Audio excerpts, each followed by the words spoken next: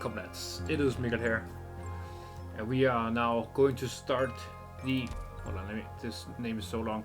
When Elegies are ashes, such a long ass name. But yeah, we are going to start the event here in Arknights right now. So let's begin with the first story stage here. Walk through the cold night. Stories, battles, bonfires. Those gathered here have nothing, yet also everything. Okay, interesting. I guess we'll see what that's about. Let's go. I made a good, fun team for this event just because I wanted to. You'll see in the next episode. To reclaim her kingdom from the foes, the Red Dragon of Greed sought the aid of a shadowy force, the dark mist that haunted in the forest. The Red Dragon breathed the fire of death, while the dark mist herded their foes into the blazing flames. Thus, the battle was won, and the kingdom was hers. The thorn-choked fields began to stir with life once again. Yet the deadly fire still crept across the land. The fields withered, the living faltered. The newborn perished before they could bloom, while the passing lingered, bound to this land. The Red Dragon would not abide the death going unrestrained. Her wish was firm. Life to life. Death to death. Resolute in her purpose, she sought to cease the spreading fire. As Samhain drew near, she gathered those touched by the tainted flames into her lair. Dude, that was amazing! And that is the story of the Red Dragon. Dude, that was so cool. Dude, I loved his voice. That was a great voice. What the hell? Oh, that was such a good... Oh, dude, I wish I had his voice. That was so soothing. I could listen to him talk all night, all day. That was great. Wow. Okay. I almost thought I lost my job here. I thought, oh shit, this story is gonna have a complete voice acting, but nah, okay, I guess it was just the intro. That was so good though. I wish I could speak like that. Dude, I loved his voice. Such a great voice. All right, yeah, cool. Samhain, I remember that because of Supernatural. And an episode with that, such a good Supernatural episode with the Halloween. So good.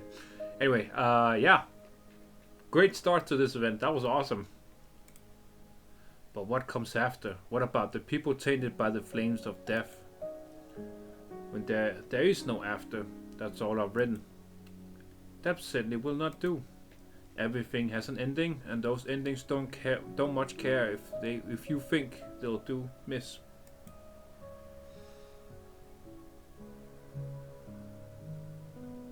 And yet, it is for an altogether different reason that you hide yourself. Oh my god. Oh shit. Oh, I almost died there. Jesus. Let's try it again. Holy hell.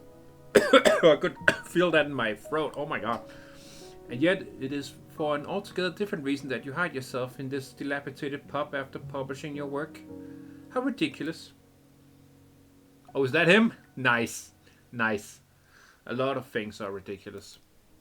Do you simply enjoy keeping people in suspense? Is your spirit soothed by tales from readers desperate to know the ending? Some overly enthusiastic messengers did manage to find me to deliver some fair mail. You must have been rather pleased. Pleased? I don't even read them. Just toss them into that fireplace. How impertinent. Moreover, not a single story in your collection doesn't cut off unceremoniously. Truly impertinent. It's simple, really. I can't write an ending to save my life. You'd best head home now, miss. You're clearly well educated, and a ramshackle pub like this one doesn't suit you. Don't fret yourself over those half-finished stories. Why the hurry to show me the door? Perhaps I can help you. The officer takes measure of the woman once more. Even with a hood over her head, he can see how pale her face is. She must be very sickly, he thinks. Vampire? Itchy? The moment she arrived in this abandoned village, she went straight for the pub. She had clearly done her research and seems unlikely to give up anytime soon. After ruminating. Oh god!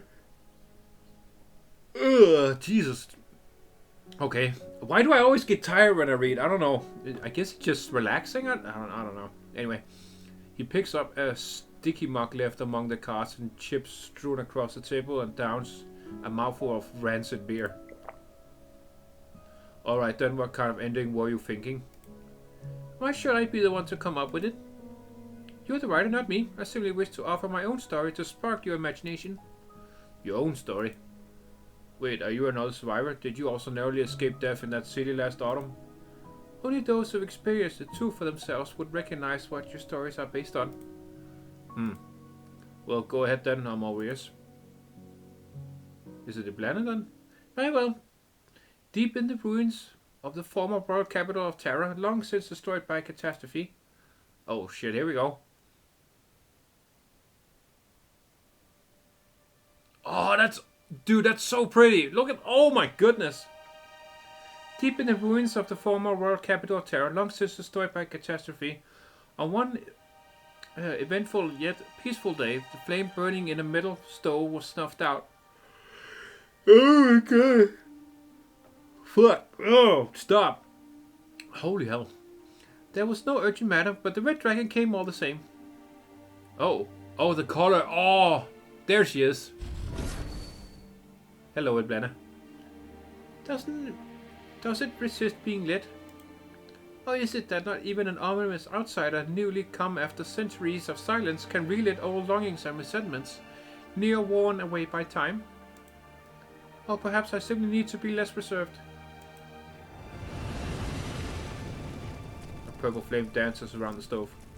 Under its light, the red dragon's face looks even paler than before. Hey yo! Who this? Oh my god, that design is badass. Give me him, please. God damn it, Hypergryph and their amazing designs. Are you awake? Or must I remind you who you are? The pathetic red dragon cast aside his crown and wandered the wilderness for 20 years only to be murdered by his closest kin on his return. Oh shit. Leprifac,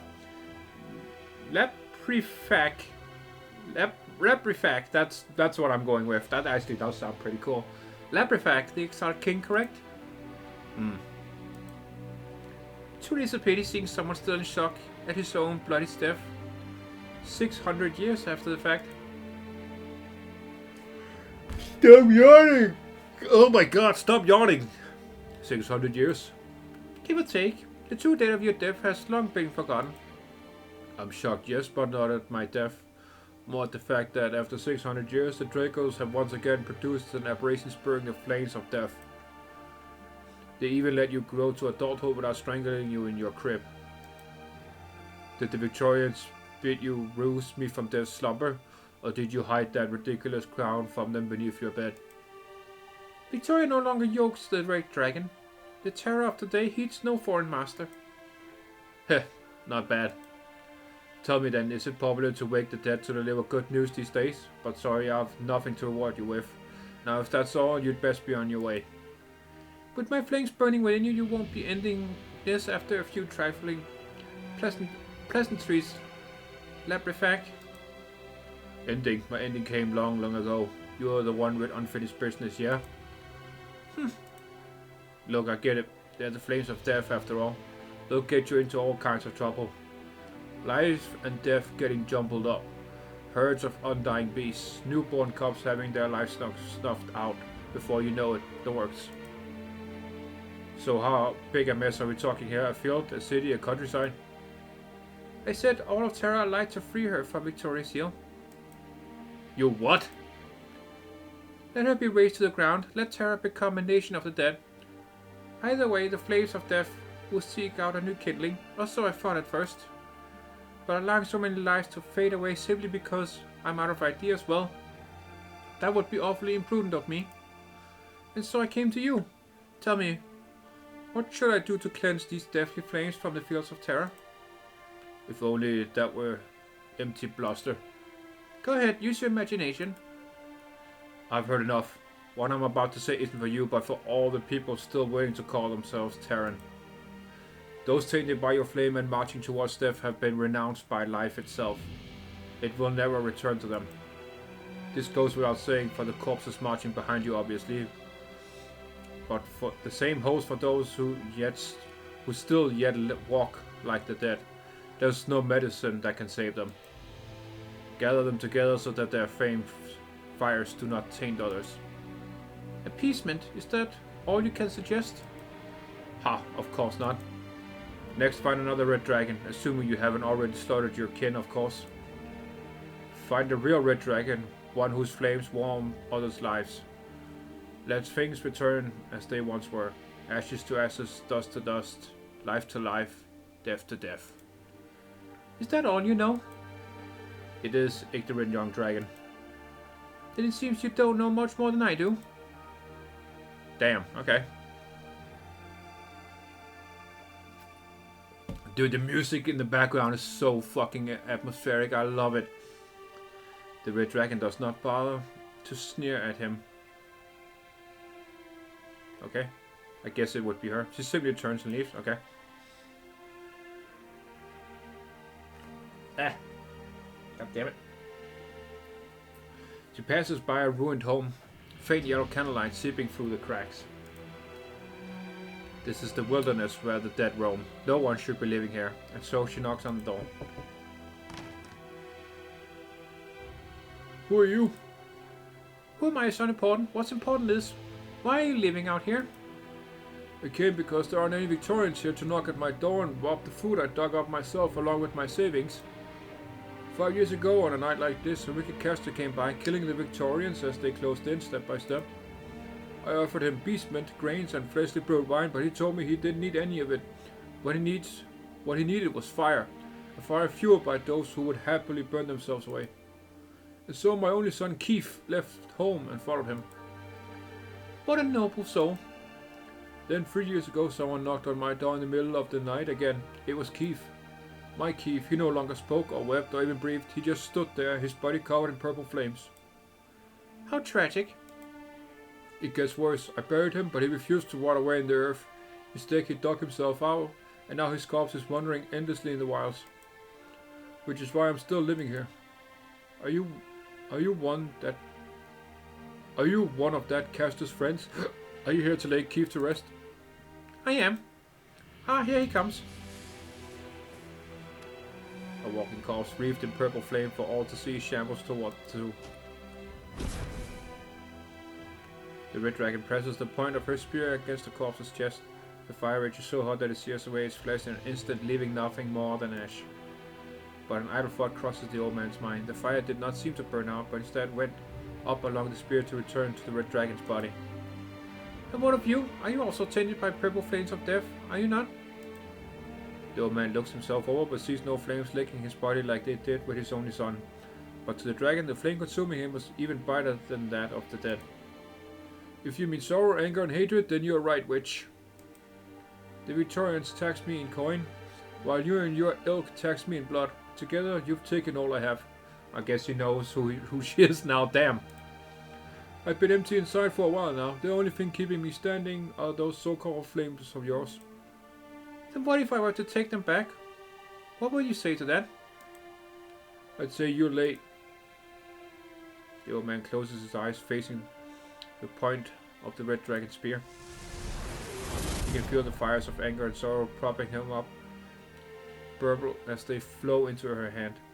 As they leave his body, his muddled consciousness leaves with them.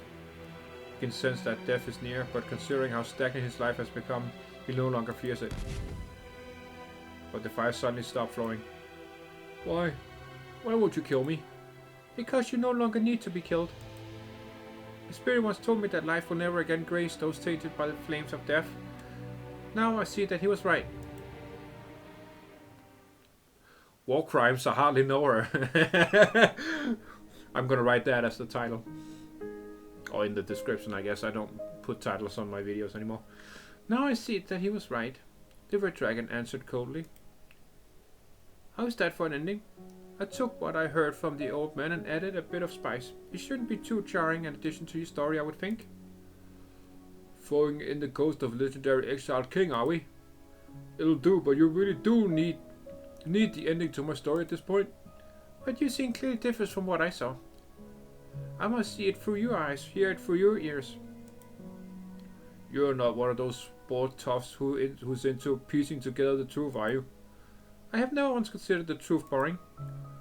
Well, seeing as we both managed to make it out of that hellhole alive, I can pass you all the drafts I abandoned in the process of observing, thinking, and writing. But as for those stories as for how those stories actually end, I couldn't say. Since you were talking about the Red Dragon, how about I start there too? The writer pours another half mug of beer directly into his belly, glances at the woman with a hint of provocation, then begins to tell his tale.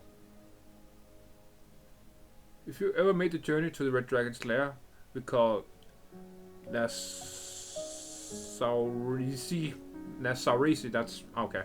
Definitely wrong, but that's what I'm going at. Nasaurisi. No matter how briefly, you will never forget the dark woods along the way. They are dismal and damp, filled with a gloomy mist and fae who love playing tricks on men, a labyrinth of darkest black.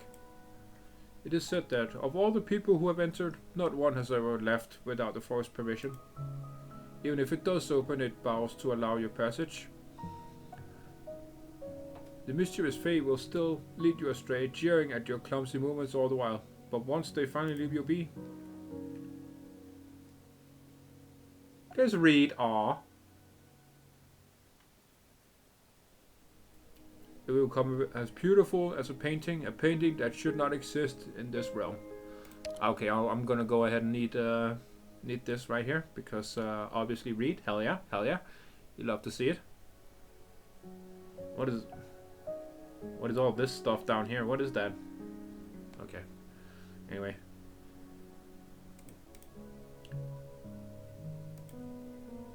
The Red Dragon, along with the people who have followed her all this way, step into the lair without the slightest hesitation, leaving that beautiful sight behind them.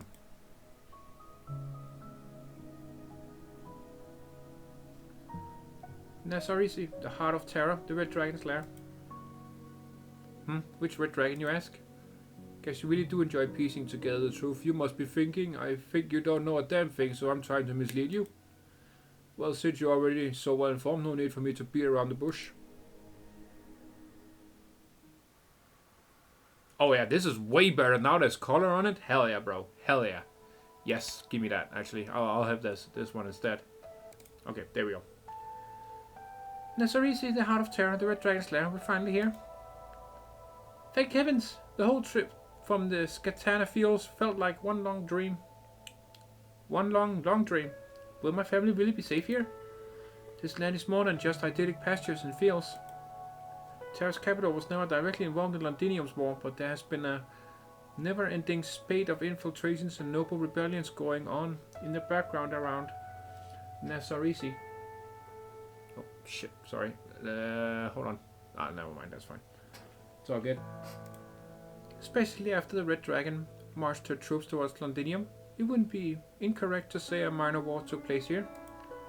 Sorry, Reed, I was just happy as can be. Didn't mean anything else by it. No, a homecoming should be a happy affair. Know any songs about the city or the dark woods, Moran? Only the one, and it doesn't really fit the mood. Oh, just sing it. I stepped into the dark woods one morn, calling the mists of horror. I trod upon the road, heading out to war. No pipes are singing, nor bell drums are roar. Only the bells behind me, through dark and fog, their rings do soar. This whole way back, I've been trying to come up with a new verse to add, but I've been lacking inspiration. You seem more anxious than before, Reed. Was the tune really that much of a downer? No, it's nothing to do with the song. It's a good song. Cassini does not finish her sentence. Behind her, the refugees step out of the forest, one after another. Compared to the display of leaping colors they had just emerged from, Nasaurisi seems stiff and dour. However, aside from Lakshini, nobody minds. All they know is they have finally ended their long sojourn. They have reached journey's end. They have returned home.